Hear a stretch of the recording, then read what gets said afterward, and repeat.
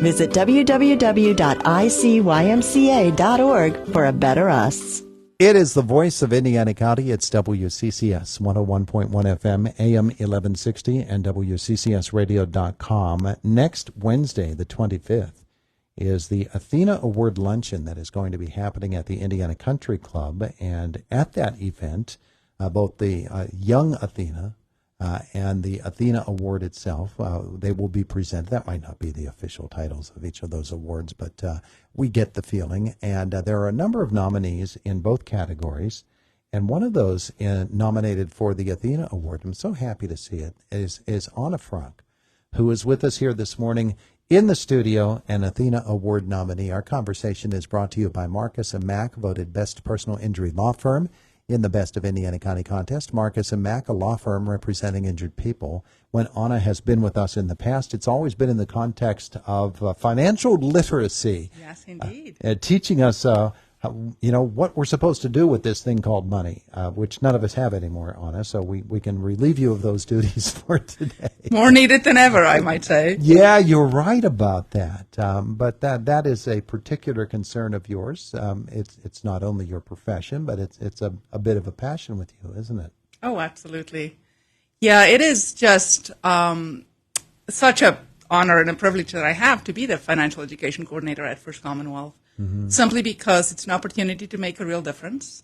Thinking about talking to young people about saving for retirement, or helping really, like you said, anybody in this day and age make sure that they can prioritize their spending to meet their financial goals. It's something that is not only meaningful but also super interesting, and it always changes. That's the other great thing about it. Yeah, it really does, which scares a bunch of people. And probably you have to deal with those fears every once in a while, don't you? Oh, absolutely, yes. It is true that our economy will always change. However, the fundamentals of managing, saving, borrowing, protecting your money, those stay the same. So we really help people figure out what are their goals.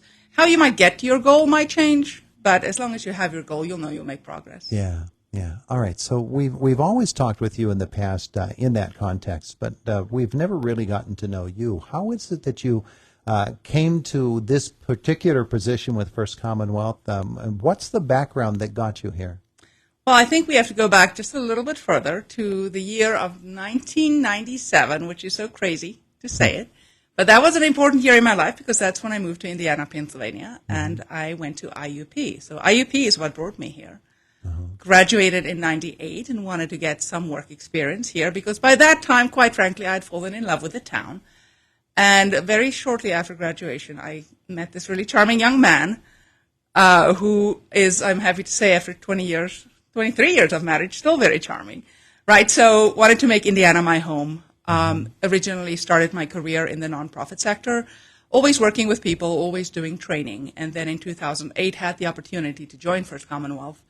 Originally as a technical instructor, just to teach bankers how to open bank accounts. But as you might recall, 2008 was a bit of a turbulent year. Yeah, that's a heck of a time to come into that position. It surely was, but that really then gave the bank the motivation to create the financial education coordinator position. Because at that point, obviously, there was a huge need to educate not only the community, but our own employees. And since this is something that's always been very important to the bank, and that, quite frankly, sets us apart from many other banks. I mean, all banks believe financial education is important, but not all banks have a dedicated financial education coordinator. When this position came up and when the discussions were first being held to create it, did they come immediately to you and say, we want you involved in this?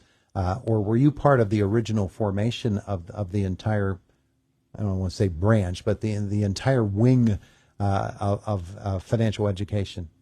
Yes. So in a previous position that I held before I joined the bank, doing financial education was part of that. So when I came for my interview, I put my little program on the table to say, look, I know about money stuff. So they knew I had an interest and experience in it. So it made sense for me to start working in that position. Yeah. So down through these years, as you said, the whole job changes, the whole financial picture for America changes, and changes quite often and quite rapidly. Yes. And so you have to learn to adapt. The people who you advise and the people who are learning finance in this country, they have to be able to adapt as well and to be able to educate themselves and maybe even self-educate in certain times. And so there's a learning process there too, isn't there? Always, always. And like I said, personally, I find that fascinating. But like you mentioned, not everybody loves change. Yeah. I mean, just think back to 2008. We didn't have a team of bank employees who worked on our mobile app because it didn't exist yet. Yeah, there wasn't such a thing. Smartphones were barely a thing in 2008. Mm-hmm. So in the 15 years that I've been at the bank, I look back and see how much things have changed. And it makes me excited for the next 15 years because, us and all banks, we're going to keep innovating. We're going to keep changing to meet the needs of the economy and certainly the needs of our customers. But that does mean that there is always going to be a need for education. Now, with the Athena Award, which is the reason that you're here today to talk about your nomination for that, it encompasses more than just what you do for a living. It is something that reaches out beyond your place of employment to where you stand within the community and some of the things that you're doing there. What are some of those things that you do within the community? What are some of the things that excite you? Well, I have been, actually it happened through financial education now that I think about it. I originally, good 6 or 7 years ago, had the pleasure of meeting Carol Reed, who is the director of the Family Promise of Indiana County. Mm-hmm. She was instrumental in leading a team of Indiana bankers, actually, in creating our community financial education class, which is still going. It's virtually these days, but still. Right, so I got to know her through that work, and after knowing her for a while and getting to know the organization, she asked me to join the board. So I've been on the board for, I think this is year 6. Yep, maybe year 7.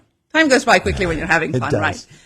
And had the pleasure of ultimately becoming the board president, which is what I am today. Mm-hmm. So in that role, it is my absolute honor to lead our efforts, to lead the board's efforts, and an amazing board that I have the privilege to work with, to make sure that this important organization in our community has the resources that we need mm-hmm. to help folks. Because like we talked about the economy changing, we certainly see an increase of folks who need help to maintain their housing, who need help to getting caught up with utility payments. So a big part of what Family Promise does is homelessness prevention. We have a very, very successful prevention program where we work with families in need. And then, of course, if a family is experiencing homelessness, the unique model that Family Promise has is working very intensively with the family to get to resolve the issues that led to the family experiencing homelessness in the first place, mm-hmm. to set them up for success. Economics can not only knock somebody down, they can run right over you. And you can find yourself in real financial trouble, and that translates into family troubles a lot of times. Yes. And homelessness can be one of those results. Family Promise is such an interesting organization because of the way that it started and the way it was embraced by the churches of Indiana County. Absolutely. And the mission that they outlined when they first began the organization has only expanded, and their services have along with it. Absolutely. In addition to our prevention program, which is about 2 years old now, we also run the Family Promise store. This is where we use donations to purchase important household items like toilet paper and personal hygiene items, things that folks who are on assistance might not be able to use their assistance dollars for, but still very much need. Mm-hmm. So we, again, like I said, use those donations, get those items donated. So if someone could come in and buy a roll of toilet paper for 10 cents and a tube of toothpaste for 25 cents. Yeah. We also have our furniture ministry where we sell donated furniture extremely inexpensively. Mm-hmm. Yeah, and all of it helps to come together. And the education aspect of what you do for a living mm-hmm. really translates well into Family Promise. Absolutely. Well. It was such a wonderful fit, and just truly appreciate the mission of the organization and the people who bring it to life. The Athena Award is such a wonderful award because it celebrates women and the role that they play as leaders, not only in the business world, but within the community. And I'm sure that you were thrilled to learn that you had been nominated. And I'm sure just as well that, like all of the Athena Award winners and nominees have said in the past, there are so many women who are deserving of the honor, and you're just one. You know, I'm going to sound like an actress that was nominated for an Oscar and say it's such an honor just to be nominated, but it is such an honor just to be nominated. Number one, being in the just incredible company of everybody who is nominated this year. But just looking back at the event that was at Colonial Motor Mart recently where we were announced, just looking back at the incredible gallery of women who have won in the past. So to be part of this legacy is an amazing honor. And then more specifically, to be part of this class of nominees is just amazing. Yeah, it's just a wonderful thing. And to see all of the women gathered together for the event next Wednesday is really going to be a special moment, isn't it? Absolutely.